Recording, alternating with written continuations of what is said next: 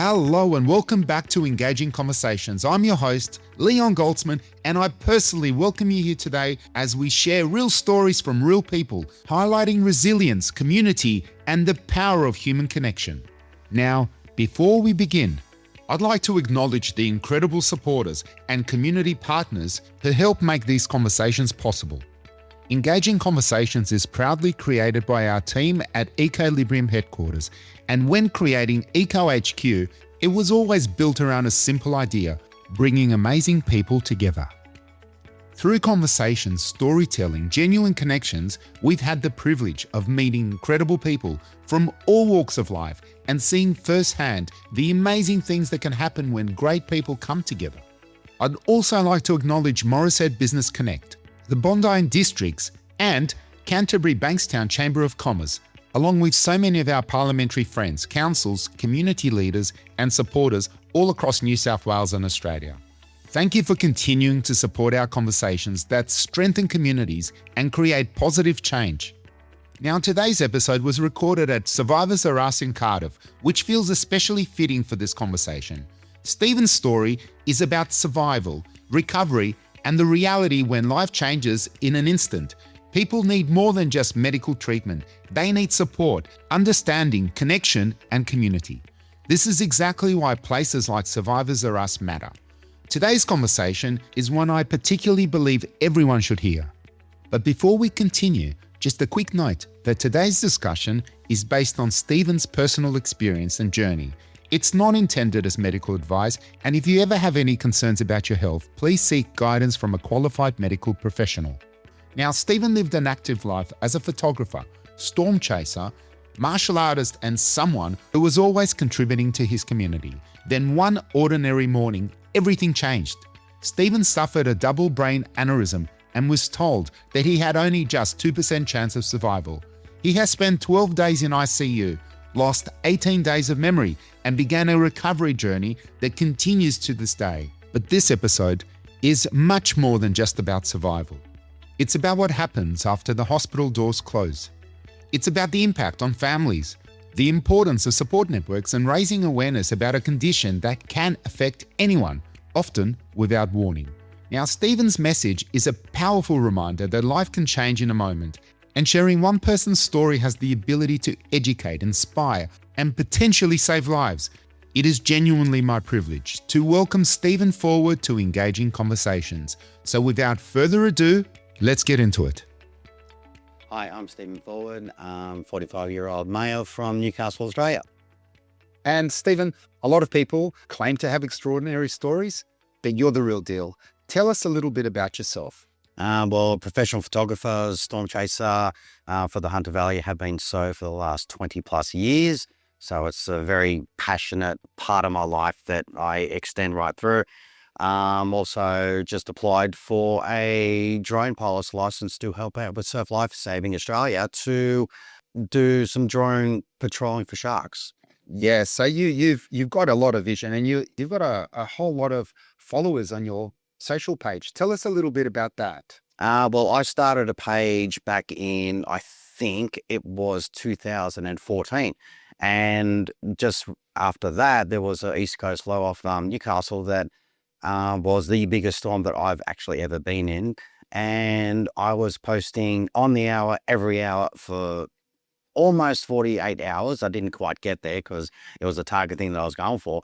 And basically the news shuts down at about 11 o'clock at night. And the storm was coming off Nelson Bay down towards Newcastle. And I was the only one that was doing on the hour, every hour updates. So my page jumped from 600 people to about 4,000 people overnight. And now it's got over 50,000. Yeah, 50,000. I was happy with 30,000 about 5 years ago, but now it's increased. And yeah, I'm very, very happy with that. It was very, very good achievement. Well, you've got a lot of commitment and it shows. Yeah. So the thing is that a lot of people on there, I say, yeah, I get it wrong, and I'll openly say that, but radar images and sort of information coming in from the computers and all that aren't exactly accurate. So what I do is I invite the community, is what I call it, to post updates, to post photos and all that sort of stuff. So their eyes and ears and people who read it is much better than my forecast will ever be. So you like orchestrating all the people coming forward and Yeah. everyone, it's a community contribution. Absolutely. And this is probably one of the reasons why we're here, because it's clear you've lived an incredibly active life. You've done Aikido for over a decade. Yeah. You've done indoor soccer. Of 5 course, years. 5 years. Yeah. There you go. What do you think of the World Cup? Well, see, the funny thing is that, and I had a laugh with a mate of mine from the indoor soccer. I actually don't follow soccer. And yet I play it. It's like really weird. Like I know 4 players. I know Lionel Messi. I know David Beckham. I know Sam Kerr, and I know Ronaldo. I don't know anyone else. So the organizer of the Indoor Soccer League, he's a big Chelsea fan. And another is a big Argentina fan. And I just get there and say, I can rip on both teams because I don't follow any of them. So it was really, really funny. But yeah, I am not really into any sports. But the World Cup, I've watched the kind of thing. And I've played indoor soccer for 5 years. That's 10 seasons. And yeah, all of a sudden they've realized that I don't follow soccer. But you get into it because it's a passion and you like the sport. Well, at the start, it was more because of my Aikido and all that. It was more for a fitness and keep going and all that sort of stuff. And I'm like, oh, yeah, this will be right. I played soccer when I was a kid. I think everyone played soccer at one point in their life. And I'm just like, yeah, this is a fitness thing. And then I'm just like, I could do this for the next however many years while I'm still standing. And then I was just like, yeah, cool. And then I got into it. And I was the second longest player of the league. There you go, mate. There you go. Well, you've put heart and passion into it because you've been chasing storms. You've been enjoying the photography. Yeah. Applying for drone patrols. Yeah. And by any standard, you're someone who takes their health and fitness seriously, but also giving to the community and bringing people together. Yeah. And my storm chasing page, it wasn't this is a weather page. This is a community of, people share photos. I've had cover photos, competitions and all that sort of stuff. You're a person who lives life to the fullest. Yeah. And then on the morning of the 21st of January this year, which is 2026. Yep. Not that long ago, 6 months ago. Yeah. You were doing what most of us would consider a normal day. And then a double brain aneurysm hit you with a 2% survival chance. That's not something a person experiences or ever even wants to experience. No. Yes, Steve, can you take us back to that moment of what has happened? Well, basically, the night before on the 20th, I stayed up a little bit later because because I was 3 days on and 5 days off, you get into I'm not going to have to go to work the next day. So I stayed awake, a little bit later than normal, not too much.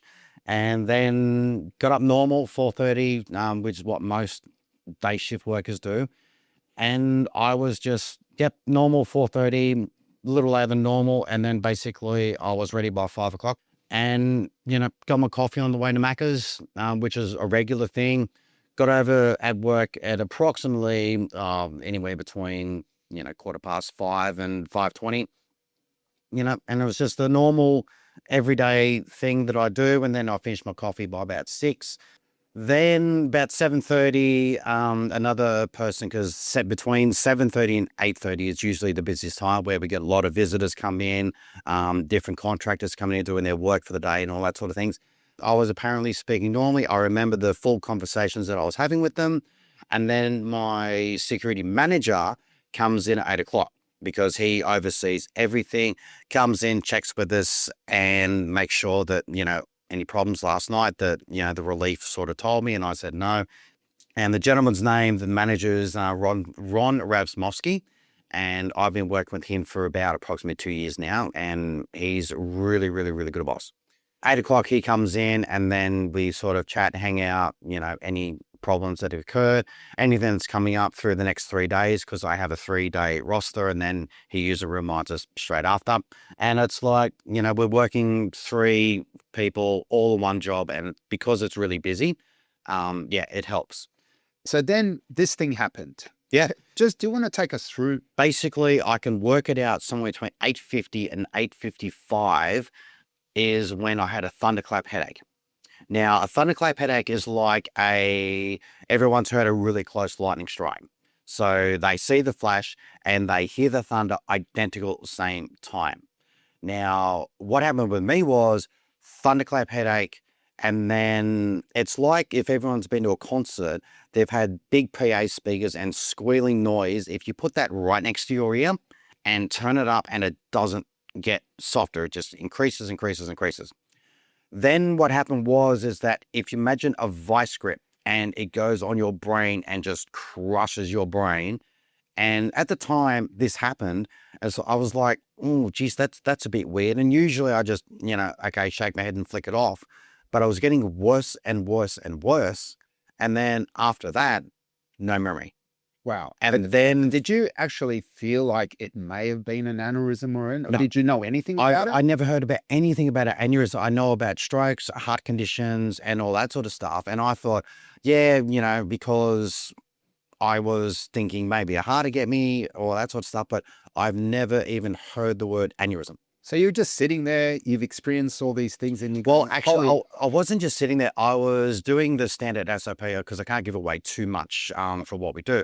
But we actually as well have to check trucks, semi-trailers, B-doubles to make sure that there's nothing on the back of the tray that can fly off and hit a car or anything like that. So I was walking down the side of a truck, which is approximately 20 meters from where I actually work. Then as I was coming back, it was just instant. It wasn't I feel a little bit dizzy or, my vision's gone a bit. Oh, geez, that's a bit weird. It was instant. Wow. Because the statistics tell us that up to 25% of people who rupture a brain aneurysm never make it to the hospital alive. No, Never. no. I mean, the percentage is even lower of survival after that. Yeah. But, you're one of the rarest survivors. Mm. And your firsthand account really does make that statistic human. So Because people don't know what it is. No. They hear about it. Well, to give a general perspective, if you imagine a hose that's flowing through water, a stroke is if you kink the hose and it doesn't get flow and then goes through.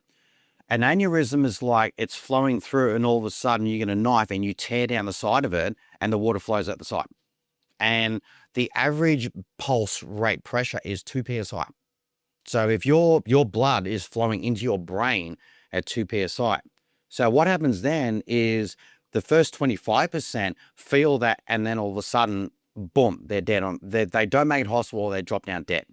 Then what happens is the next 25% after that, when they're going to hospital, their brain is still expanding and it's still going and can only go so far before it hits the skull. Wow. And then the next 25% don't make it either. Wow. And here's another sobering thought, that 50% of the people who survive aneurysm die within 30 days anyway. Yeah, it's 45% that they die after 30 days. Wow. And that's due to seizures, that's due to heart strokes, ongoing problems with the sitting of the coils inside your head, whether they got coils or stents. So the difference between coils and a stent is a coil they're made of platinum.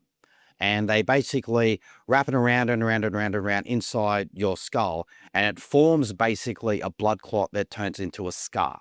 So if you've got a scar on your hand, it basically turns into that. So a stent is basically like a piece of guttering on a house. It diverts the flow and stops any water going past where that stent is. Some people require stents and coils. I've just had coiling in because I blood clotted really, really well. So it goes into that. And then a stent just diverts the flow a little bit more, just in case there's a little bit of complications with that. But the next 45% that actually the 30 days, they have problems with reoccurring seizures, they have reoccurring blood clots and all that sort of stuff that actually can lead to further problems. Here's the other thing as well, is that the 30% of those people who do survive are left with permanent disabilities. And that includes memory loss, difficult walking, breathing, eating, and communicating. They don't even know they're kids. They don't even know how to eat. They're in a wheelchair. There's something wrong with them. And it's actually 3% because 25% drop dead, 25% don't make 48 hours after. Then the next 45% die 30 days after their procedure or whatever. And then 3% have all these ongoing complications. And it's, because I said to my partner, Carly, I said to her, if there's ongoing problems, that may reoccur afterwards. I don't want to burden you with this. If I was in a wheelchair and, I don't want to burden you with this. But we had that discussion. But realistically, the strokes and the seizures are ongoing, and they're on medication permanently. Plus, memory loss is another big one. And it's really, really hard because I actually had memory loss, which I will get into later on. But on top of that, now we've got 2% left that are like me, healthy. The only problem that I have is a little bit of horse throat. So you've survived something that statistically very few people do. Yes. And surviving and recovering are two completely different things, aren't they? To put it in a very scary situation is that imagine you are facing a wall and someone goes, right, you're next. There's 4 people, so you got 1 in 25% gone. And then he'll just tap you on the shoulder, you're out. So then after that, you've got 1 in 3. And then after that, you got 1 in 2. So the scenario goes up. And then as you go into the recovery phase, I have experienced, like I've been going on 6 months post aneurysm, and I got re-surgery done on the 15th of April. So it's not a, yep, you're fixed, walk out the door. It's not like pulling a Band-Aid on a cut. This is most people that recover from this is minimum 2 years. How come the public don't talk about this? Well, as I said, I didn't even hear. I mean, people talk about cancer. Yeah. And of course, it does affect a lot of people. Yeah. They talk about prostate cancer. They talk about melanoma. I mean, these are all serious conditions. Yeah. But I personally know people who have had aneurysm. In fact, a very good friend of mine, he lost his younger sister to aneurysm. Yeah. Sadly, it was within a week of his father passing away from cancer. Yeah. It's a serious thing that people go through, but we don't hear enough about it. Well, see, the thing is, I know thousands of people, and I've never heard the word aneurysm. And it never even crossed my brain. Originally, when they diagnosed me, they thought I was having a stroke. But, the difference that I've just said, the analogies with the hose is completely different. It's to do with the brain. I understand that, but it's completely different. And I don't know, I wouldn't go with either one of them, to be honest, but I don't even know what's more serious. Well, I'm learning more about it just talking to you. Yeah. Because, I mean, I've looked it up and all I've got are statistics and a couple of sources. That's it. Yeah. The actual part, the man who actually saved my life, he is the one that started this whole process of me being alive today. His name is Craig. He collects the mail at work. Okay. So tell me more about Craig. So Craig, I see him for about 30 seconds as he collects the mail as I go out. Funnily enough, I think it's his grandkids play cricket, indoor cricket, where I play indoor soccer. So I was getting changed and he come past, he tapped me on the leg, he goes, "Oi, how you doing?" And I just went, "Oh, Craig, how are you, man?" I shook his hand. I said, "What are you doing here?" He goes, "Oh, my grandkids play indoor cricket." And I'm like, "Oh, I play indoor soccer here." He goes, "Every Friday night?" I said, "Every Friday night." And he goes, "Oh, I do that as well." So we got a communication going and he was telling me about, his schedule and my schedule and how he had the off season. His off season was in the summertime. And then, we got communicating, we're just chatting and I had a chat with him every week and it was really, really good. It was like people, and it's a very small world. It is a small world. And I tell you what, paths that cross. I could tell you the same thing. But the thing is that as I was checking the truck coming back, that's when I had the headache and I'm just like, man, this is not normal because I get headaches and, that sort of stuff. And you just go, it'll go away, have a coffee or a drink or whatever. And then it'll go away. And then I'm just like, this thing's not going away. And then all of a sudden I've got no memory. And this happened within, I remember the headache for about 5 to 10 seconds. And then after that, for the next 18 days, I don't remember a thing. So from now on, the information that comes out is from other people like my partner, Carly, my mum, my boss, Ron Ravnowski, just sort of medical things that I've seen and other reliable resources like my family and all that sort of stuff. So as I was checking the truck coming back to make sure there's nothing on there, that's when the aneurysm happened. And I seen Craig come down because I was working continuously normal for the next 7 minutes because my boss, Ron, come over and then I'll get to that in a second. So basically, I walked in, got the mail, and then came back out. Now, Craig sort of said to me, he's seen me stumble like I was drunk or I was on drugs. Now, you don't go to work on drugs when you're working with heavy machinery, trucks, and doing security jobs. And I was like, you just don't do Of that. course. So, and he looked at it and he goes, ooh, that's a bit weird. And then I sort of handed him the mail like I snapped at him. And then he looked at me and apparently I said, how you doing? And just sort of threw it at him. And he's like, no, that's something very, very, very more serious. See, that just goes to show that people should be paying attention of what goes around them. Yeah. And I only found that part out yesterday when I seen Craig, because I hadn't seen Craig until the January till yesterday. And I'm just like, I shook his hand, and if I could give him the world, I would, because he's the one who saved my life. Now, my boss Ron was going over this car that's literally 30 meters away, and he bailed him up and said, "Oi, you need to check on him because there's something seriously wrong with him." Now, I was talking to Ron 10 minutes earlier, and I was talking to him. Normally, there wasn't I call it like a stoner's, yeah, man, it's all good kind of thing. I was talking to him normally like I'm talking to you now. And then he came over and he said, are you okay? And I said to him, I've got a ripping headache. I've got ringing in my ears. Now, in the medical world, the first that says stroke. Yes. That's the very first thing, or heart attack. Now, at this point, aneurysm's not even in the picture. What we've seen that there is no dedicated national support structure. People don't know about this. No. And when people get signs what you've had, people are treated in hospital and then effectively left to figure it out for themselves. Yeah. Now, let me ask you something. What are one of the things you feel strongly about is the lack of support systems that exist for aneurysm survivors and the people around them? Yeah. What did the gap look like from the inside, and what do you think needs to change? There needs to be change, that support for everything that goes on with aneurysms. Now, the only support that I got was in hospital, obviously, but because I recovered so well, the support was very limited because all the boxes were ticked green that I was okay, when realistically, my family, my partner, and all that are still recovering from someone so fit, someone that's active and healthy had this happen to them.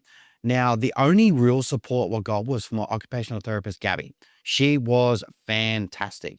And I had ongoing from January 21st right up until April. I seen her once every 2 to 3 weeks. And then after my April surgery, I seen her twice. Now, after that, there is nothing to give support to me or my family. Or your family. Because, I mean, at Nothing. the end of the day, it's them. They're the ones that have to also make sacrifices. See, the thing is that, yeah, I mean, my partner came in every day except one. My mum come in every day. My brothers come in every day. And I've got 2 brothers, and they come in every single day because my brothers, my first brother, Russell, he was very angry. It's like, why him? What is going on? We want answers as to why this happened to him. My eldest brother, Michael, he was very, very emotional about it because it's like, he's my baby brother. I'm going to protect him as much as I can. And he's been in the Army Reserves. He can't protect me.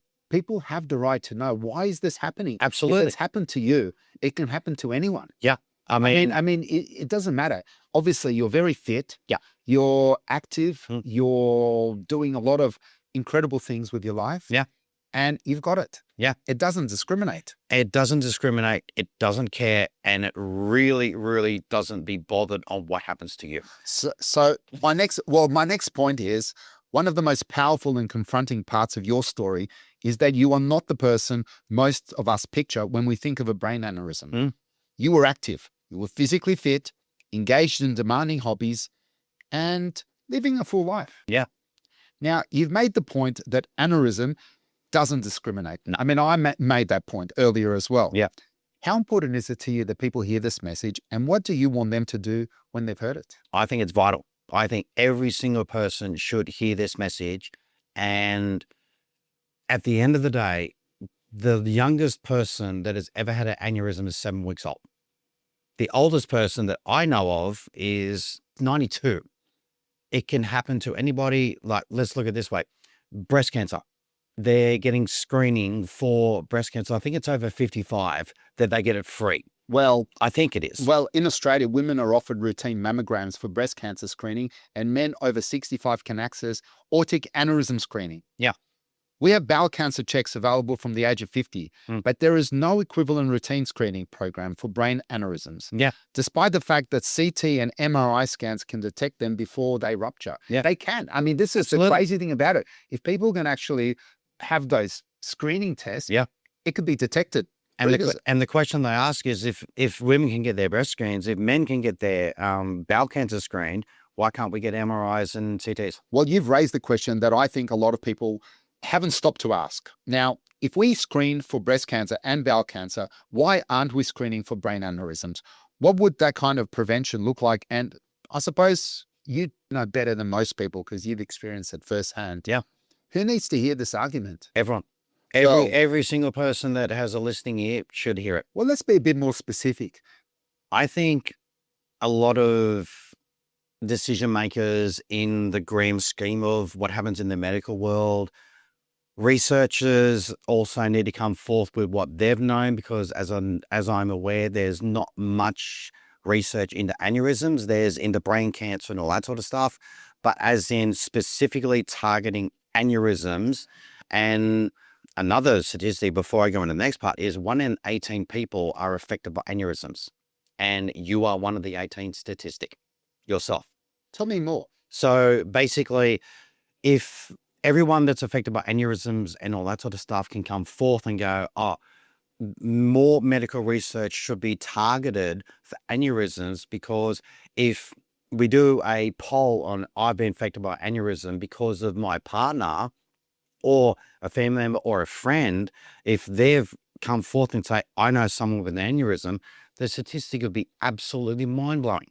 Well, it'd be more than 18%, that's for sure. I reckon a quarter of Australia has been affected by aneurysm. I'm going to say it's probably more than that. Yeah, okay. And I'm down with that. Because there's two types of categories. Yeah. The ones that are directly affected and the ones that are indirectly affected. Yeah. The people who are directly affected are obviously the people going through it and their partners and their families. The people who are indirectly affected is everybody, because if we've got members of our community who are sick, who are not well, who are not coping well, and who are in trouble and not being looked after, then ultimately it affects everyone. Yeah. And I'm pretty sure that, we'll go briefly down this way. I reckon every single politician and every single councillor and every single big decision maker that happens through the medical world has had someone in their life affected by an aneurysm. So look, Steve, a medical crisis of this scale doesn't only happen to the people in the hospital bed. As we mentioned earlier, the people who love them, partners, family, friends, are also changed by it. Yeah. They carried their own weight, often without any knowledge or support. Yeah. Now, you're in a 5-year relationship with Carly. Yeah. When you were in ICU for 12 days, when you had no memory for 18 days, which you mentioned earlier, and when you went back for a second surgery, what did you see that experience do to the people around you? And what do families need that they're currently not getting? Well, one of the biggest things with going in for a second surgery is I didn't see the effects that it had on Carly. And this is Carly directly. Now, when I went in for the second surgery, we were going through the normal process. I was alert. I was aware what's happening, and Carly was aware and all that sort of stuff. The biggest fear in her eyes I have seen in the 5.5 years that I've been with her is that when she walked away, she turned around and looked at me, and it was utter fear, because we were both fully alert, and she's in the impression that this may be the last time I see my partner. And then when she walked away, and I'm the same, I'm like, come on, let's make this happen. I'm ready to go. Let's get this done and over with the surgery so I can come back to it. Now, the happiest I've ever seen her in 5.5 years is when she come into the ward, I seen her and she was almost in tears, and I just went, come to me, come to me, come to me. Now, she's like, but you got to know so that get over here and see me. And so it was like the first kiss we've ever had, that hug was exactly the same level. So the effects that it's happening on on Carly and my mum and my brothers and all that sort of stuff, I ask how many people outside ask, except my mum, because she's got friends all over the world. How many people ask are you okay? Because I've come to terms with, everyone says, oh, if you wake up in the morning and all that sort of stuff, it's a new day, man, you may not even have the next minute. So if you're going to talk with someone, if you love someone, tell them you love them, and, currently we're recording in Survivors Are Us, they're building. And it's like, the support needs to get out there with no recognition needed for yourself. It's like, whatever, I'll help you. The old Australian way that we help each other. I've reported on floods. I reported on drastic storms where homes have been destroyed. Kurri back in 2008 got absolutely massacred by severe storms. Yet everyone got in and help. Everyone got in and help. And the government said, for Lismore in particular, with the floods happening up there, we'll send the army in, we'll send everything in, all the means of resources and all that. Let's get aneurysms on that same level. There's this, hey, look, if you need support, come and have a chat with anybody. I don't care. Just have a chat with someone, get it on the same level as what that is. And this is all about community and the people within that community sticking together. Yeah, 100%. Yeah. And that's the Australian way that we've been known for, is that we all stick together. I still have hope that we still are like that. Yeah, I believe that we are, because the community that I'm part of on a Facebook group, it's like I'm going in for a coiling on this date, I'm feeling anxious and all that. The support on there is like 100 comments saying, dude, you've got this. We'll be here for you. Give us a report when you're done and all that. You've got this. And a lot of people were saying that to me. One of my friends, Benny, he got there and he just went, man, you've been busy so much of your life for the last 20 years. Your brain's finally told you to have a sleep. And I sort of got there and said, no, we don't want that. But, he had support from me. He's just like, he said to Carly, he'll be right. Don't worry about it. Yeah, he's a tough kid. And I'm just like, well, I say this jokingly, and it's actually coming more realistically, is that I've said to myself, the only thing that's going to kill me is a lightning strike. Because I chase storms and I've had some close encounters with lightning strikes. Well, this is coming reality. If I can survive this, then that's coming reality. So I don't really particularly want to get close to storms anymore, because, I want to spend the next 50 years with Carly.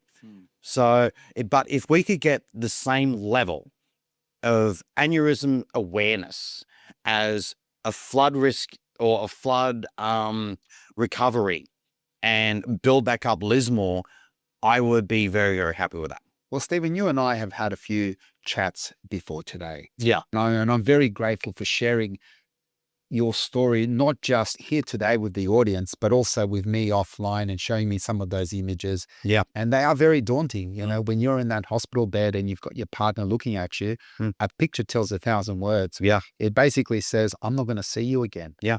And begging, please wake up. Yeah. And the thing is that, and as I said, you don't know if you got the next minute. You don't.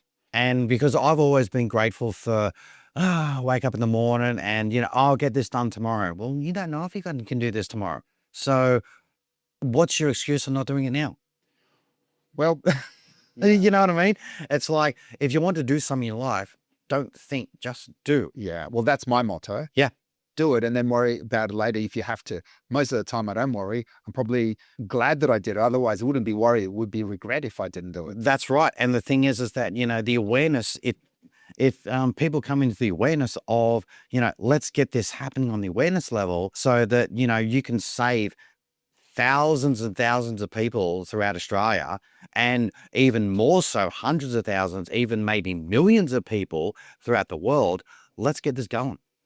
And that brings me back to was on the government's radar. At least there's a good chance something could be done. Yeah, that's right. And, even if we help one person out this whole thing, I'm happy.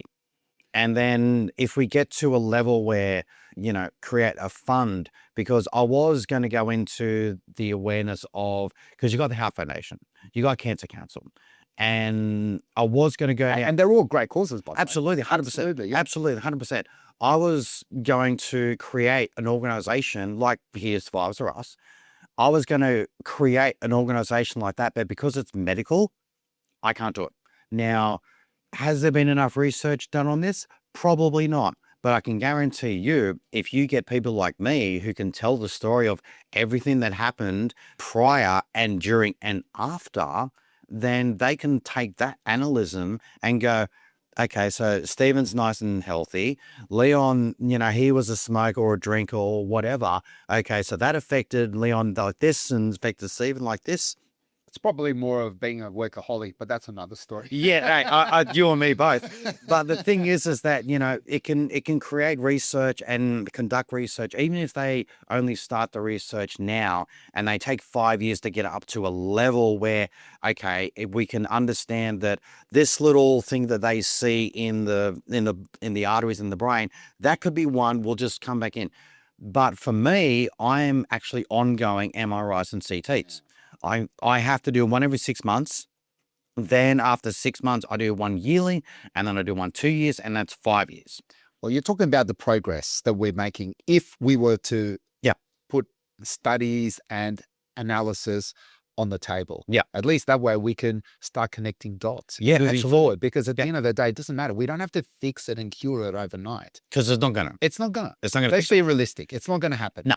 But at least if we're making steady progress forward, even a little bit, that's still something a little bit further than we would have been the day before. Yeah, I mean, strokes are unpredictable, and they, you can't stop that. It's going to happen, whether it's going to happen. If your time. Aneurysm are exactly the same, but there is stroke support.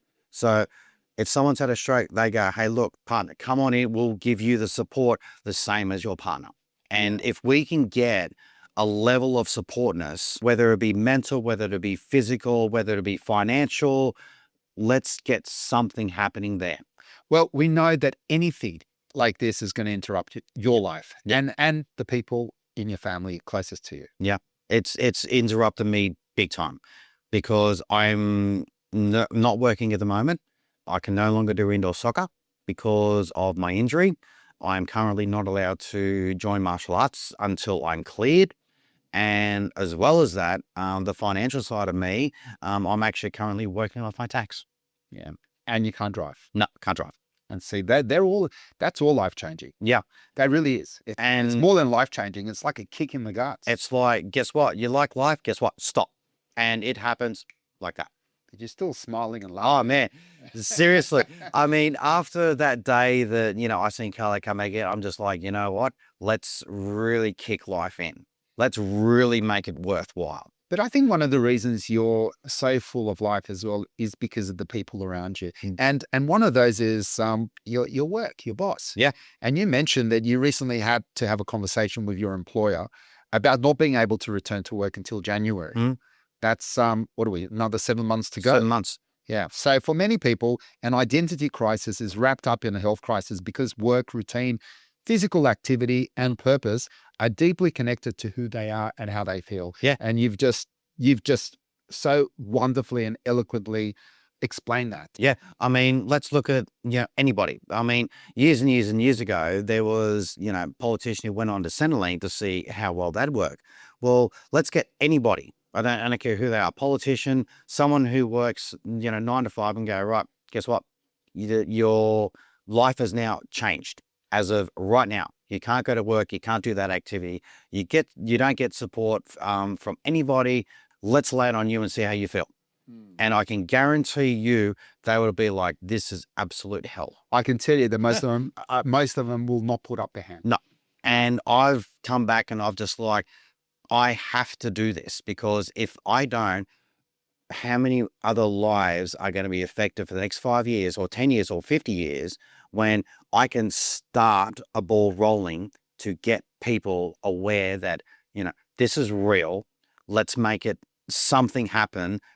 Not so much quickly, but let's just get something happening so that people are aware that this is real and we can make sure that everybody that's involved with aneurysms are looked after. So you could have given up. Yeah. I mean, a lot of people would have, and who would have blamed you for that? Yeah. I mean, I said that if I wasn't coming back to life exactly or as close to possible as what I am now, then I said, just let me go. because But that's not up to you. You would have been alive and you would have been living. Yeah. But you know what? The fact is that a lot of people do come back, not exactly the same way. Yeah. And it's these setbacks that makes I mean, them. the PTSD it's real. Like Yeah. I've seen it on Facebook posts of a group that I'm with. I've seen it. There's like, what's the point of living? You know, I can't do this anymore. I can't do this more. And it's like, well, you can't replace it with something else. Like you love something. Let's just do that, and you can't do it anymore. But you see a lot of people who have had crisis, medical crisis, or it could be other forms of crisis in their life. Car accident, for example. Car accidents, You know, anything, whichever. whatever. And sometimes, and it's a sad reality, but sometimes it's these accidents that have created a new meaning and purpose in people's lives. Yeah, absolutely. And the thing is that, you know, it's a lot of drive in, and this is the other thing. If you could get the support to say that, hey, look, you know, you've got this, you know, drive through this. It's like, I relate this realistically to Navy SEALs training in America. So my survival rate is less than people starting out at Buds and getting to SEAL Team 6. My survival rate is less than that. So if you get there and you drive people in to say that, hey, look, we'll support you. Come on, come with us. Like reaching out a hand and say, look, come with me. You know, that is something that I would love to see for every single aneurysm survivor. You and I are on the same page.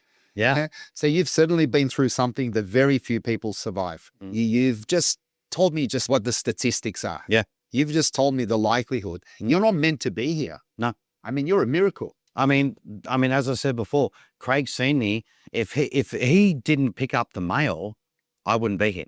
You're making the decision to speak publicly right now. Yeah.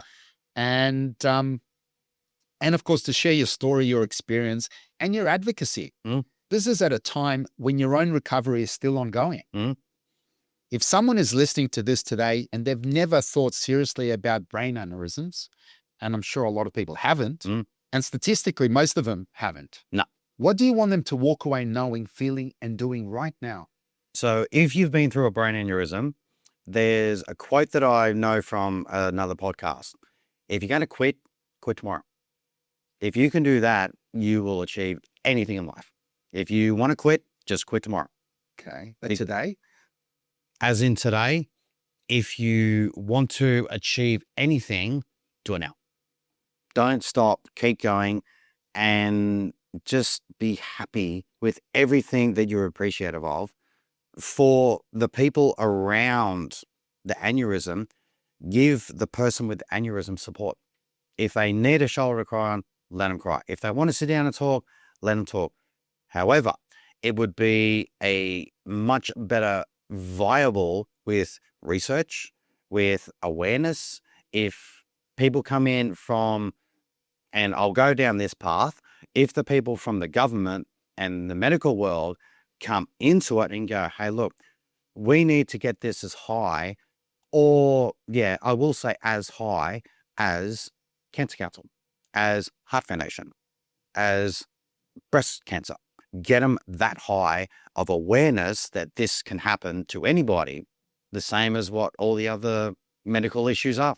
So one of the things as well is a lot of the organizations like Cancer Council and Heart Foundation and Parkinson New South Wales, they're not run by government. No, it's all volunteers. It's volunteers and organization that have set up because the government isn't providing the support that they would like to see. I mean, the building that we're in, Survivors Are Us, they have been 100% volunteered forever. Well, they are, as you can see downstairs. Yeah. It's the volunteers that come here. But the volunteers, what we're actually doing by opening up to volunteers is they're also got purpose. Yeah. It's good for mental health. And we can go into all different benefits of all that. Yeah.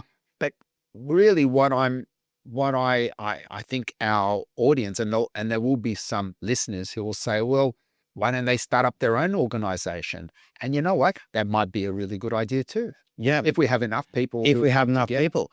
And the thing is that if it goes that far as to it's all volunteers, then where are we actually going to get the funds and the drive? You still need funding. Yeah. You know, volunteers, I mean, as much as I love voluntary work, and I do, you still need some funding Yeah. to keep a roof over those volunteers' head. That's right. And you still need to make sure that there's enough funding to keep the organization that coordinates the volunteers running. Yeah, absolutely. And the thing is that once you get that funding, it's got to be ongoing so that the more people are aware and they come in, you've got to cater for that amount of mass group, because this is going to create a lot of awareness really quickly. And a lot of people are going to come forward and they go, hey, look, my partner died a year ago, and it's only come realistically that my partner's not here. And, they've got to have support too. As to a person like Carly, who's just recently come out of it, support for me, you've got to give the support, and it's got to give it equally. But in the same process is that if it's going to be volunteers run, how are we going to get started? Yeah. And see, they're all important questions, which is why I'm particularly excited about this episode. Yeah. Because we're talking about a subject, I'll be frank with you, I don't know too much about, and I'm learning from you and from all the other information that I was looking for. Yeah. Which isn't too much of it, but it's enough for me to realize that more needs to be done. Yeah. There isn't much information I'm giving you, but since the start of this episode, it's like you've changed to, wow, okay, this is just another story, to, wow, this thing is as real as it gets. And, just from, seeing you on this episode, it's like, okay, I haven't given you much information, but the awareness needs to be there. Well, see, I try and look for things that a lot of people don't see. Yeah. And I notice things that a lot of people might not necessarily have the time to notice. Not that I've got too much time on my hands. Yeah. But that's kind of my job, to notice things. And the thing is that with people noticing, that this person, like Craig, for example, oh, he's not walking right. Is he okay? Kind of thing. And then, it's like, okay, there's something seriously wrong with him. Let's talk to someone else who knows more, as in people who are more qualified to deal with this sort of stuff. And they come over, and then all of a sudden they can take over and go, okay, this is a serious, serious issue with him. That's not to do with the aneurysm person itself. It's people are around that, they're always staying up late at night till 2, 3, 4 o'clock in the morning, worried that the person who's had your aneurysm, are they going to be alive? I don't want to wake up next to someone who's dead from an aneurysm, kind of thing. No one wants that. Yeah. But the reality is it could happen. It could happen. And it does. It does. And as we've said before, it doesn't discriminate. No. As well as that, it comes into another thing where if the support's given to everybody and the awareness is created to everybody, then people can rest their head at night knowing that, okay, I am fully aware this could happen.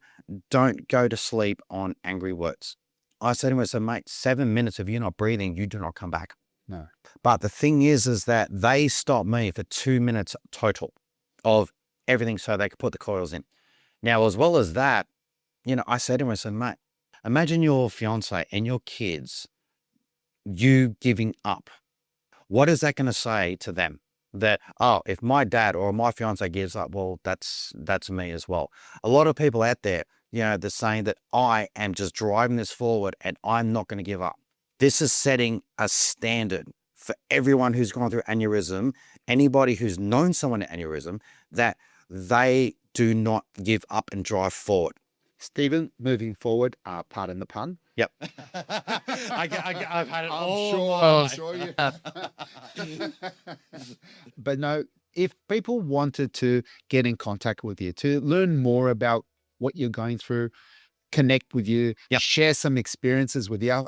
Look, I'll put some information in the show notes as well. Yep. But whatever it is, if people wanted to reach out to you, what is the best way for them to do that? Best way to do it is to just, on my storm chasing page, Newcastle/Central Coast Storm Chasers, you'll find me there. You'll see any posts on there.